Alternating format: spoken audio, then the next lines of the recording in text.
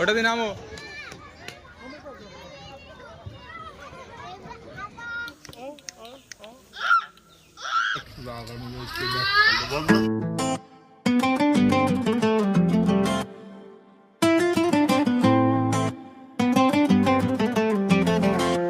Hello বন্ধুরা, আসাম পর্বের দ্বিতীয় ব্লগে তোমাদের সবাইকে স্বাগত। তোমরা আগের ভিডিওতে দেখেছো আমরা গিয়েছিলাম অনেক রাতে কামাখ্যা মায়ের পুজো দিতে। পুজো দিয়ে রুমে এসে দুপুরে লাঞ্চ করেছিলাম, আর লাঞ্চ করেছিলাম এই হোটেলটা মা তারা হোটেল। হোটেলটা ছিল জুডিও কেএফসির একদম পাশে। হোটেলটা খুবই ভালো, বাজেটের মধ্যে, রেটও খুব ঠিকঠাক আছে। আর তারপর আবার বেরিয়ে পড়েছিলাম ঘুরতে। ঈদের ছুটির জন্য বড় গাড়ি ট্রাভেলার কোথাও অ্যাভেলেবেল ছিল না, তাই বেরিয়ে পড়লাম অটোতে করে। আর এখন আমরা বেরিয়ে পড়েছি মায়াং যাওয়ার জন্য।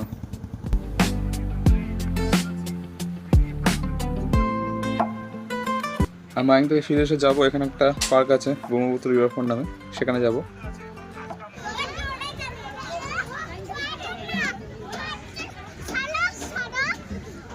এই ফ্লাইওভারটায় খুব বেশি জাম বাড়ে, নামটা সঠিক জানা নেই আমার, তোমরা যদি জেনে থাকো আমাকে কমেন্টে জানিয়ে। 15 মিনিট হয়ে গেল, এখন এখান থেকে বেরোতেই পারলাম না।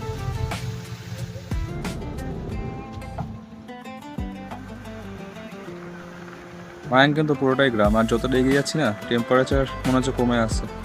গুয়াহাটির থেকে তো কিছুটা কমেছে, 3-4 ডিগ্রিতে মনে হচ্ছে কম হয়েছে, তবে জায়গাটা কিন্তু খুব সুন্দর।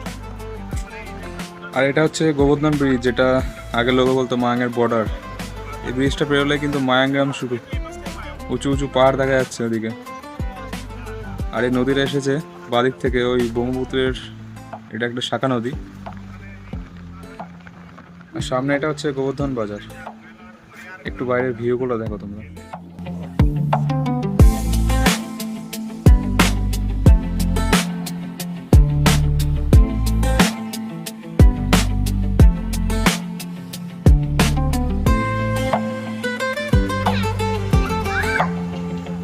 আর এখন আমরা ঘুরতে ঘুরতে এসে পৌঁছে গেলাম শ্রী শ্রী গণেশ মন্দিরে। দেখি একটু ভেতরে যাওয়া যাক। এখানে আছে জুতো রাখার জায়গা। মন্দিরে সেরকম লোকজন দেখছি না, তাই একটু দর্শন করে বেরিয়ে যাবো এখান থেকে।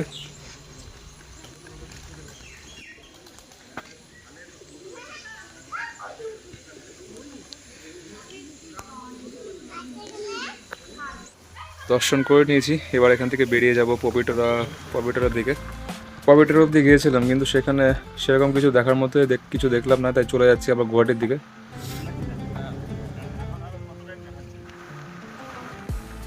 চালু হয়ে এসেছে, আর এখানে দাঁড়িয়ে আছে প্রচুর তেলের ট্যাঙ্কার গাড়িগুলো। এদিকে আছে, ডান দিকে আছে অয়েল রিফাইনারি। এই যে ডান দিকে এটা আছে ইন্ডিয়ান অয়েলের অয়েল রিফাইনারিটা, আর বাঁদিকে আছে রেল লাইন যেটা যাচ্ছে নারাঙ্গীর দিকে।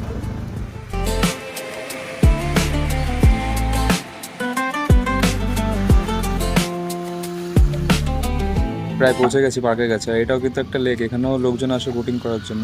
আমাদের কাছে যদিও সময় নেই, তাই ওই পার্কটাই যাবো শুধু।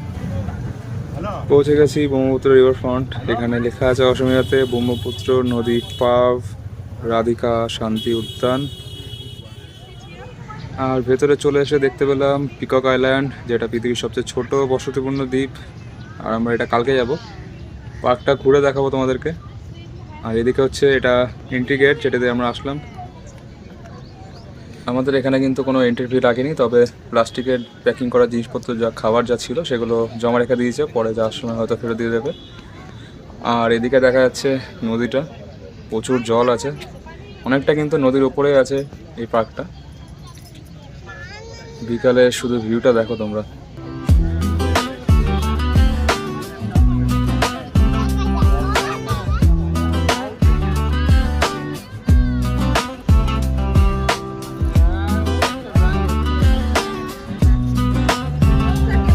দেখো একটা ক্রুজ দেখতে পেলাম, এগুলো সন্ধ্যেবেলা বিকালবেলা চলে, সানসেট ক্রুজ, সানডাউন ক্রুজও বলে। ক্রুজটাতে মনে হচ্ছে এখন এখানে পার্টি হচ্ছে। এদের টিকিট 500-600 টাকা করে আশেপাশে। তোমরা এখানে যে ফেরি কার্ডটা আছে ওখান থেকে টিকিট বুক করে নিতে পারো, আর চাইলে ঘুরে দেখতে পারো।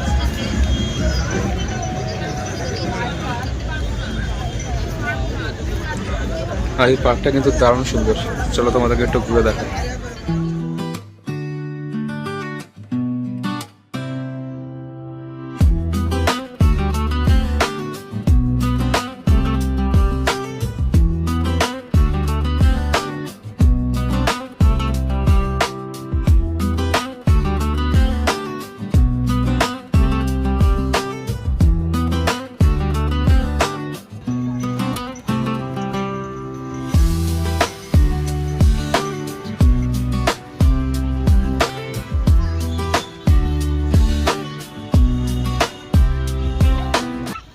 আর দেখো এখান থেকে শুরু হয়ে গেল চিলড্রেন্স প্লে এরিয়া। এখানে প্রচুর খেলার জিনিস আছে বাচ্চাদের জন্য। এই জায়গাটা বেস্ট বাচ্চাদের জন্য ঘোরার জন্য বিকালে।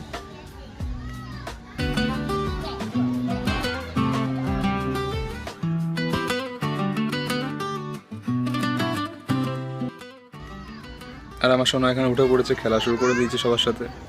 খেলতে থাকুক, আমরাও ঘুরে দেখি জায়গাটা।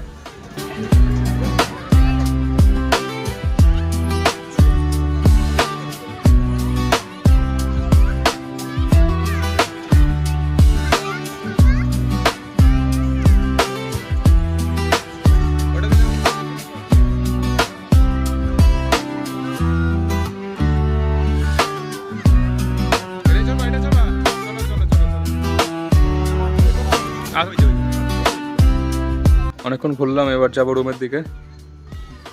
এটা হলো এক্সিট গেট, আমরা এখান থেকে বেরোবো। আর বাদিকে ছিল জলে নামার জায়গা, কিন্তু ওই সাইডটা এখন যাবো না, আর সন্ধে হয়ে গেছে, তাই এখন একটু রুমের দিকে যাব।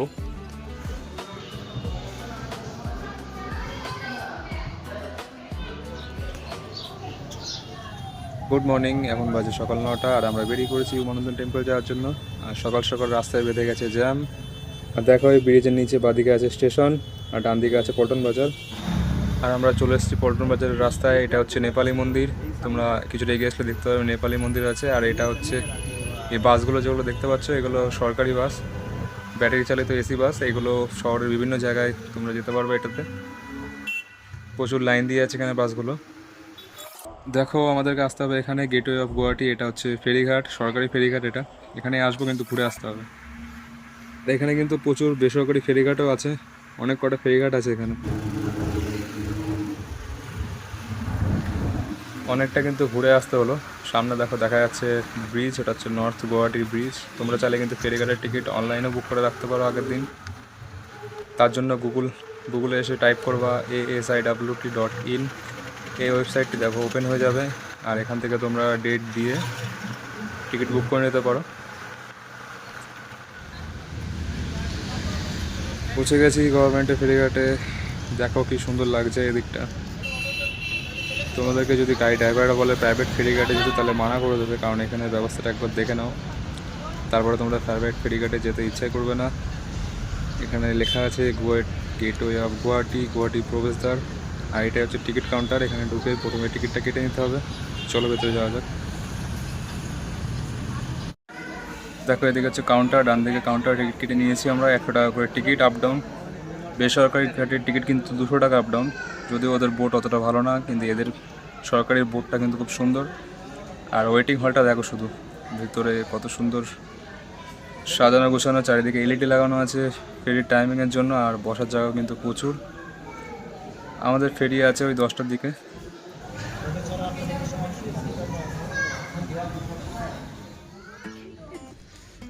প্রায় 10টা বেজে গেছে। এবার আমরা ওয়েটিং হল থেকে বাইরে বেরিয়ে এসেছি। এবার যাবো কিছুটা সামনের দিকে এগিয়ে। অনেকটা ভেতরে আছে নদীর, যেখানে ফেরিটা আসবে। আর বাঁদিকে দেখো দেখাচ্ছে তোমাদেরকে, এদিকটায় আছে প্রচুর। সামনের দিকে দেখতে পাচ্ছ তোমরা প্রাইভেট ফেরিঘাট আছে। দাঁড়াও একবার জুম করে দেখায় তোমাদেরকে। পেছনের দিকে আছে সব প্রাইভেট ফেরিঘাটগুলো, ওখান থেকে ছাড়ে। আর সামনের দিকে আমরা দেখি এগিয়ে যাই একটু।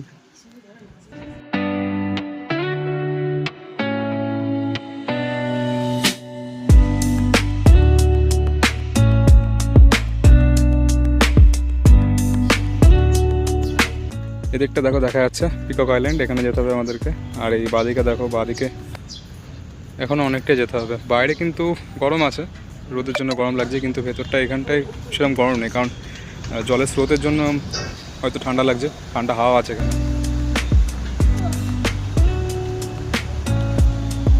আর এই জায়গাটা কিন্তু জলের স্রোত প্রচণ্ড। দেখো দেখা যাচ্ছে এদিকে পিকক আইল্যান্ড, এই সাইডটা আছে রোপওয়ে ডান দিকে। পৌঁছে গেছি প্রায় আমরা, এবার নামবো ওই সাইডটা বাঁদিকে, এখানে আসবে ফেরি। চলো এগিয়ে যাই।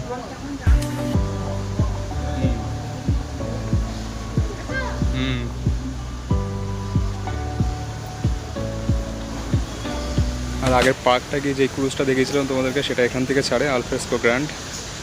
সরকারি ফেরিঘাট থেকে এটা টিকিট কেটে এখানে এসে বোর্ডিং করতে হবে এটাতে। চলে এসেছি। এই জায়গাটা কিন্তু সামনাসামনি খুবই সুন্দর। ভিডিও তো জানি না কেমন লাগছে, তবে সামনাসামনি খুবই সুন্দর আর ফটো তোলার জন্য কিন্তু দারুণ। সাথে বসার জায়গাও রয়েছে। আর এই যে এখানে আছে এমভি উমাচল, এখানেই আসবে আমাদের ফেরিটা। ওদিক দিয়ে ছাড়বে পিকক আইল্যান্ড থেকে, এখানে আসবে, এখান থেকে আবার প্যাসেঞ্জার নিয়ে ওদিকে নিয়ে যাবে। এরকম করে 1 ঘন্টা পর পর কিন্তু ফেরিগুলো আছে।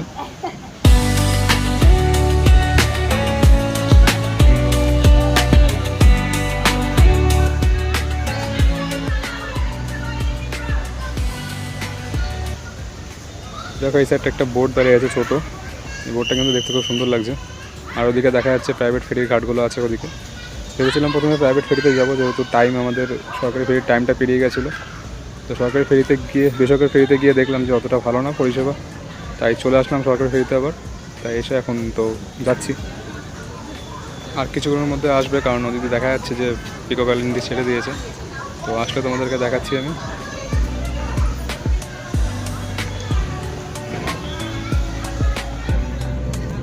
ফেরিটা আসতে একটু লেট হয়েছিল আর ভিড় বেশির জন্য তখন তোমাদেরকে ভিডিও করে দেখাতে পারিনি। আর এই ছাড়লো এখন, আর এইগুলো আছে ভেতরে বসার জায়গা।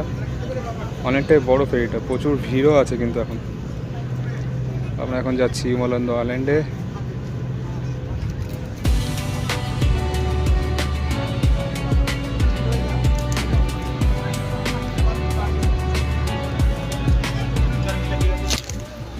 আইল্যান্ডটা কিন্তু পাড় থেকে অনেকটাই দূর। আমরা কিন্তু প্রায় নদীর মাঝে চলে এসেছি, প্রায়, তবে অনেকটা চড়া নদীটা। আর দেখো এই দ্বীপটার ওপর দিয়ে যেই রোপওয়ে টাওয়ারটা আছে, সেটার মেন বিল্ডিংটা হলো এদিকে। এটা কিন্তু সাউথ গুয়াহাটির মধ্যে পড়ছে, যেটা আমরা যেদিক দিয়ে আসলাম সেটা সাউথ গুয়াহাটি। আর ওদিকটা অপোজিট দিকটা হচ্ছে নর্থ গুয়াহাটি। আর এটা হচ্ছে রোপওয়ের বিল্ডিং, মেন বিল্ডিং। রোপওয়ে আমাদের যাওয়া হয়নি, টাইম শর্ট ছিল বলে যেতে পারিনি। তো এদিকে আছে রোপওয়ের টাওয়ারটা আইল্যান্ডের ওপর, আর ওদিকটা নর্থ গুয়াহাটিকে কানেক্ট করেছে।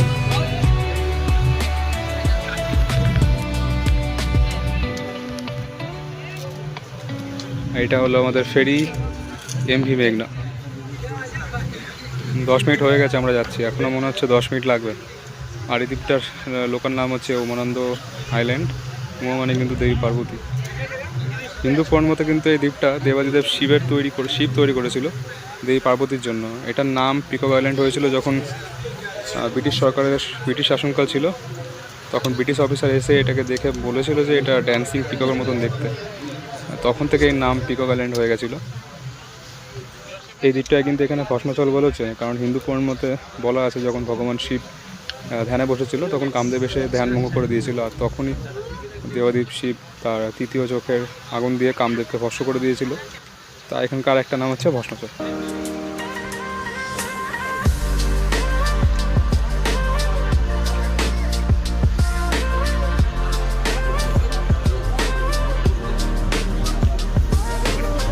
আর কথা বলতে বলতে পৌঁছে গেলাম পৃথিবীর সবচেয়ে ছোট জনবসতিপূর্ণ দ্বীপ। ওদিকে বাদিকে হচ্ছে ওটা প্রাইভেট ফেরিঘাটগুলো দাঁড়ায়, আর আমরা যাবো ডান দিকে। 15 মিনিটের বেশি সময় হয়ে গেছে, 2-3 মিনিটের মধ্যে হয়তো পৌঁছে যাব। আর দ্বীপটার উপরে দেখা যাচ্ছে কিন্তু রোপওয়ে টাওয়ার আছে, আর ডান দিকে যেই ফেরিটার মতো দাঁড়িয়ে আছে ওখানেই আমরা থামবো। দিয়ে ওখান থেকে গিয়ে আরও অনেক কটা সিঁড়ি চড়ে উপরে উঠতে হবে। তো চলো দেখা যাক।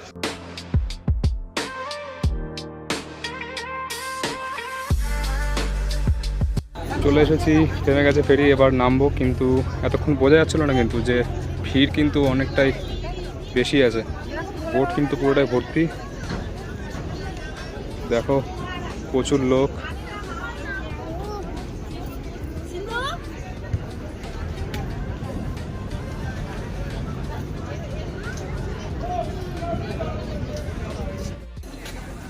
নেমে গিয়েছি, এবার অনেক কটা সিঁড়ি চড়ে উপরে উঠতে হবে। সিঁড়িগুলো কিন্তু খুব খারাপভাবে আছে।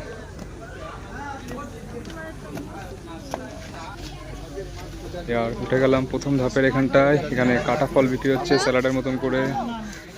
এগুলো 50-60 টাকা করে প্লেট আছে, খেতে ভালোই। আর এখানে পুজোর সামগ্রী রয়েছে প্রচুর। আগে ওপরে যাওয়া যাক। এখানে ডাবও বিক্রি হচ্ছে। বেশ অনেক কটা সিঁড়ি চড়ে কিন্তু উপরে উঠতে হবে।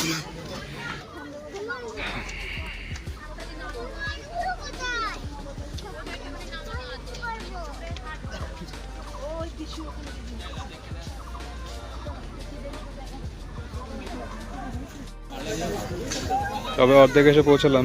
আর এখানে মন্দিরে যাওয়ার আগে জুতো খুলে রেখে উপরে উঠতে হবে। আর এদিকে আছে ফাস্ট ফুডের কাউন্টার, ফাস্ট ফুড খাবারের দোকান, এখানে চাইলে সবাই তোমরা খেতে পারো। আর এদিকটায় ছিল পিছনে পুজোর ডালার দোকানও আছে, এখান থেকে তোমরা ডালা পুজোর সামগ্রী কিনে নিতে পারো। তো যাওয়া যাক উপরে আগে।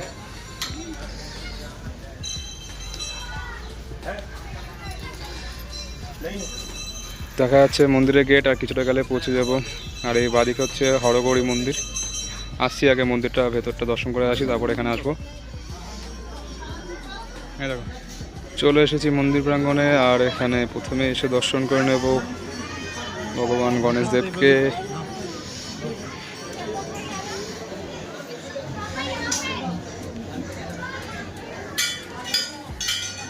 আর এই যে এটা হচ্ছে মন্দির, উমানন্দ মন্দির। ভিড় আছে প্রচণ্ড, লাইনে দাঁড়াতে হবে পুজো দেওয়ার জন্য।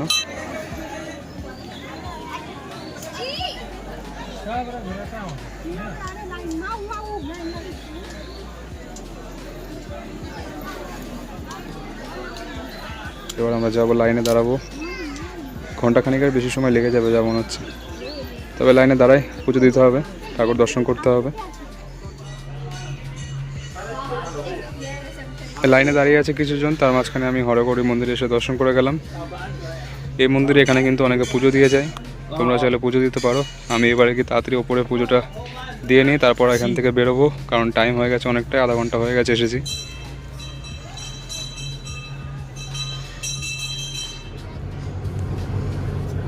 প্রায় 1 ঘন্টার বেশি ছিলাম, পুজো দিয়ে নিচে আসলাম আর ফেরিটাও পেয়ে গেলাম, তাই উঠে পড়লাম। আর এখানে কিন্তু একবার টিকিট কেটে আসার পর তোমরা যে কোনো সরকারি ফেরি ধরে যেতে পারো, এখান থেকে এই ঘাট থেকে পেয়ে যাবা। 1 ঘন্টা পরপর ফেরিগুলো আসে। এটা হচ্ছে ফেরিঘাটের পিছনের দিকটা, রাস্তার পাশে সেটা ছিল গেটওয়ে অফ গটি, তার পিছনের দিকটা। আর এদিকে বাঁদিকে কিছুটা গেলে রোপওয়ে পেয়ে যাবা, 500 মিটার ডিস্টেন্সে আছে, হাঁটা পথে যেতে পারবা। কিন্তু আমরা এখন রোপওয়েতে যাব না, আমরা এখন যাব জুতে। আমাদের অটো চলে এসেছিলো, তাই আমরা এখন বেরিয়ে পড়লাম। আমরা এখন যাব গটির ফেমাস চিড়িয়াখানাতে, আজকে আর রোপওয়েতে যাব না। তবে আজকে ভিডিওটা এই পর্যন্ত শেষ করছি, পরের ভিডিওতে তোমাদেরকে পুরো জুটা ঘুরে দেখাবো। ভিডিওটা যদি ভালো লেগে থাকে তাহলে একটা লাইক করে দিও, আর যদি কিছু জানার থাকে তাহলে কমেন্টে জানিও, আমি অবশ্যই তোমাদেরকে ইনফরমেশন দেওয়ার চেষ্টা করব। আর যদি মনে হয় তোমাদেরকে কিছু ইনফরমেশন দিতে পেরেছি, তাহলে ভিডিওটার মাধ্যমে চ্যানেলটা সাবস্ক্রাইব করে দিও। দেখা হচ্ছে পরের ভিডিওতে।